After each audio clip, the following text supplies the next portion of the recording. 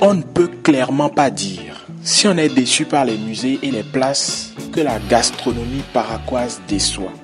Le dire serait sacrifier les goûts et les saveurs qu'on peut déguster à Parakou. Sincèrement, il y a matière à faire un détour et s'arrêter sur les richesses culinaires de la ville. Dans cet épisode, je vous présenterai mai après mai tout ce que vos papilles pourraient ressentir à Parakou. Croyez-moi, gourmand ou pas, vous avez tout intérêt à goûter ces spécialités locales. La première que vous devriez forcément goûter en passant par Parakou, ce sont les bouillies bizarres. Ce n'est pas moi qui dis que les bouillies de Parakou sont bizarres, mais plutôt l'un des ais que j'ai rencontré durant mon parcours. Au petit déjeuner, pas de thé ou de café à Parakou. Ce sont les bouillies qui règnent en maître et qui garnissent les tables. Et les ingrédients de ces bouillies sont parfois surprenants. On est habitué à la bouillie de maïs, de tapioca, de soja ou de mil. Mais à Parakou, on ressent tout de suite à la première bouchée la différence. La bouillie est plus onctueuse, moins diluée à l'eau. À croire que les vendeuses de bouillie n'en ont pas grand-chose à faire du profit. Ces bouillies de mil épaisses ne sont pas les seules consommées à Parakou. Des bouillies plus rares comme la bouillie de sorgho ou de maïs concassé à la potasse, le fourra, la bouillie d'igname ou de pâte d'hier. Ces bouillies pourront être sucrées avec du sucre, de la farine de baobab ou du lait. Elles se consomment très bien également à l'heure du goûter. Mais comme tout petit déjeuner qui se respecte, la bouillie ne se boit pas seule. Elle peut être accompagnée de beignets d'haricots, d'igname, de patates douces. Mais le plus célèbre accompagnement reste le fameux toubani. Et c'est le deuxième mets qu'il vous faut absolument goûter si vous passez par Parakou. Le toubani. La recette du toubani est simple. Du haricot et encore du haricot. Le toubani est un gâteau à base de haricots. Il est servi avec du piment, de l'oignon épluché et de l'huile réchauffée. C'est simple et basique, mais je peux vous assurer que vous aurez du mal à finir une boule de toubani. Ce mets rassasie très vite et vous remplit d'énergie. De plus, le coût plutôt accessible de ce mets qui rassasie favorise sa popularité. 100 francs la boule. Quand on n'a pas un grand budget, le toubani peut être une excellente option pour manger à satiété au petit déjeuner ou au déjeuner. Le toubani reste une valeur sûre de la gastronomie paraquoise. Troisième mets qu'il vous faut absolument goûter en passant par Parakou, le wassa-wassa, le couscous paraquois. Pour ceux qui me connaissent un peu, je déteste le couscous. Mais celui-là, je peux en manger le matin, à midi et le soir. C'est un couscous à base de farine de cossette d'igname. Il s'accompagne de fritures de viande, de fromage, d'œufs ou de poisson frit. Les plus grands amateurs de couscous à l'européenne l'accompagneront d'un peu de spaghetti. Il est souvent servi au petit déjeuner, au déjeuner et au goûter. Le wassa-wassa est également très populaire dans les écoles. Les cours de récréation sont rarement dépourvus d'une vendeuse de wassa-wassa, au grand bonheur des écoliers, des collégiens et des lycéens.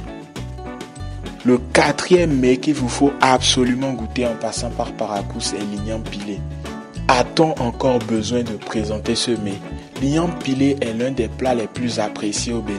Non seulement il rassasie, mais quand il est bien fait, il procure une sensation indescriptible. Les grands amateurs d'igname pilé le reconnaîtront. On l'accompagne de sauces de tout genre. La plus populaire est la sauce d'arachide ou la sauce de sésame. À Parakou, en plus de ces sauces, on va fréquemment retrouver les sauces légumes. Mais quelles que soient les sauces qui l'accompagnent, l'igname pilé se savoure avec des morceaux de fromage, wagashi, de peau de bœuf, bakouman, de viande de bœuf ou de mouton. Au déjeuner ou au dîner, l'igname pilé est parfaite pour garnir votre table et recevoir des invités. Mais j'ai appris récemment que certains n'hésitaient pas à en consommer au petit déjeuner. Si vous passez par Parakou, le cinquième mets qu'il vous faut absolument goûter, c'est le tchanchanga. C'est pas seulement à Parakou qu'on le retrouve. Il y en a partout au Bénin et aussi dans les pays voisins. On parlera ailleurs de souya ou de kilichi. C'est de la viande fumée en fait. Du mouton, du bœuf, du poulet grillé au feu de charbon. Il s'accompagne d'un morceau de pain et du piment. Le fameux piment capable de vous faire frémir. Le meilleur piment de Tchang que j'ai mangé, c'était à Parakou. Les vendeurs de Chang peuvent vous offrir un morceau enrobé de piment pour vous faire patienter ou lorsque vous faites un achat d'un montant donné. Ce qui fait la particularité reste le découpage de la viande, sans les os bien évidemment, et les boyaux qui sont également servis. Après un bon chachanga, il est possible que vous ayez la bouche pimentée et que vous ayez du mal à retrouver vos esprits. C'est là que vous verrez l'utilité d'une bonne calebasse de chukutu pour vous désaltérer. Et le chukutu reste une bière qu'il vous faut absolument goûter avant de quitter Parakou. Cette bière de mil est la bière locale la plus consommée dans le nord du Bénin. Et Parakou n'est pas une exception. Ne vous laissez pas avoir par son goût légèrement sucré au début de sa consommation. Le chukutu est bel et bien une boisson alcoolisée, surtout quand il est fermenté. J'en ai déjà fait les frais, mais je vous raconterai ça un autre jour. Il faut donc consommer ce breuvage avec modération. Sinon, vous risquez d'être rassis comme une brouette et d'avoir du vomi dans les cheveux. En tout cas, je vous aurais prévenu. Et il y a encore des merveilles de plats que je n'ai pas eu l'occasion de goûter et qui constituent une identité culinaire de Parakou. On peut penser au dambou, au mansa, au dégué et j'en passe. Culinairement, Parakou vous offrira de quoi vous remplir la panse. Vous n'aurez donc pas à regretter une balade gustative dans la cité des Gobourou. C'est donc par un tour à table que nous achevons cette série. J'espère que vous avez pu découvrir Parakou et ses lieux touristiques. De la porte d'entrée Hubert Maga au musée plein air, en passant par la place Bioguera et le stade municipal, Parakou vous réserve des surprises qu'il vous faut découvrir. Et l'art culinaire vous en réserve encore plus. Sinon, faites-moi savoir votre épisode préféré de cette série et à très vite. C'était Fumi.